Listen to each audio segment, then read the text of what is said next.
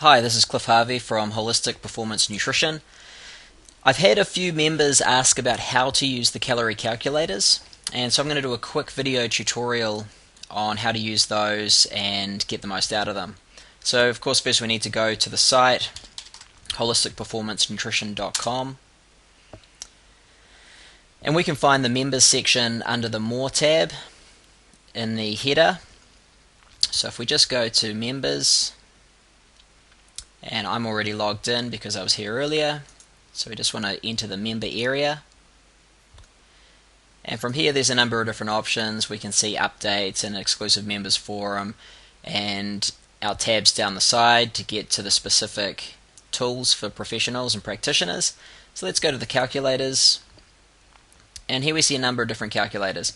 We have a basic calorie calculator, which is what I'd consider a carb appropriate calculator for a lot of people. There's also a basic ketogenic diet calculator, which is a high fat, low carbohydrate diet calculator, and also a modified or high MCT ketogenic diet calculator. So that's when we're using high amounts of MCTs or medium chain triglycerides, we're often able to have slightly more carbohydrates, slightly more protein, and less fat, even though it's still a high fat, low carbohydrate diet, and that calculates that there. There's also a very cool caffeine half-life calculator that can help you to show a client, or can help show yourself, how much caffeine you've got active at any point in time given the amount of caffeine you've had in that day. And it can be a really useful tool, I find, to show clients just how caffeine is affecting them and how it might be impeding their sleep, or it might not be being metabolized as quickly as they think it is. So a very cool calculator. But let's take a look initially at our basic calorie calculator. So we just click down here on the link, and you'll see a pop-up come up. So if we just scroll down here, I've already put some figures in earlier on. So let's reset the calculator, and we always want to start with the gender here, because that gives us the appropriate equation, obviously, for the gender of the athlete. So I'm going to do this for myself. So we'll put in male, and if we just go down all these columns, the entry columns, age, I'm 34, about 178 centimeters, and around 74 kilos. You may not know the body fat percentage of your client or yourself. If that's the case, you can estimate, and I'll put in on the site some figures showing estimations based on how lean you think you are or how lean you think your client is. But I know my body fat is probably roughly around 8%, so we'll plug that in there. And you can already see that as we scroll down, we're getting a basal metabolic rate figure here, a resting metabolic rate,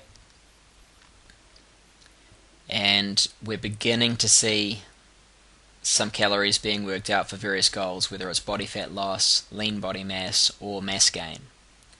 Okay, but we want to obviously add in our activity factors on top of that as well. So in any given week, I'm not really at this point doing a lot of cardio, but I might go for maybe an hour at the most in a week of light runs and things. Moderate cardio doesn't really exist for me at the moment, neither does high intensity cardio. In terms of heavy resistance, I'm usually weight training with high loads at least 3 hours a week, and also doing jiu-jitsu at least 3 times a week, and sometimes a CrossFit as well, which I'd all class as anaerobic sports in terms of their caloric utilization. So let's say there's 4 hours worth of anaerobic sport there as well. So that, you can see, changes the amount of calories that the person is going to be expending. Now often for body fat loss, I just leave the calories here, which is the same as the resting metabolic rate. The reason for that is that their activity is providing for the calorie deficit rather than you having to do it. Here at lean body mass is basically taking into account all activity. The person is adequately fueled, and so there should be able to be a change in body fat, in terms of body fat coming down while still holding muscle, or even maybe building a tiny bit. But to build muscle, obviously we need to supply excess calories, and that's why this figure here is higher, and it's 400 calories higher than lean body mass maintenance. Now you could up that, but that's going to be enough to encourage most people to grow most of the time. So let's say I want to put on a little bit of muscle. Let's look at this figure here and maybe just round it off to about 3,200 calories. Now, I eat around 4 meals a day, so we put that in under the desired number of meals. And then you can see it gives us an amount of protein, carbohydrates, and fat that we should be eating if we're following a carb-appropriate style of eating. But I'll want to have specific nutrition during and after training. At this point in my training, just using me as an example again, I'm not having anything during training. I'm just having water and sometimes some electrolytes without carbohydrate. But I'm always going to have something after training. So after training, I would generally have at least 60, 70 more grams of carbohydrate. So let's say because my goal is to gain muscle, I might want to even have slightly over 1 gram of carbohydrate per kilo body weight.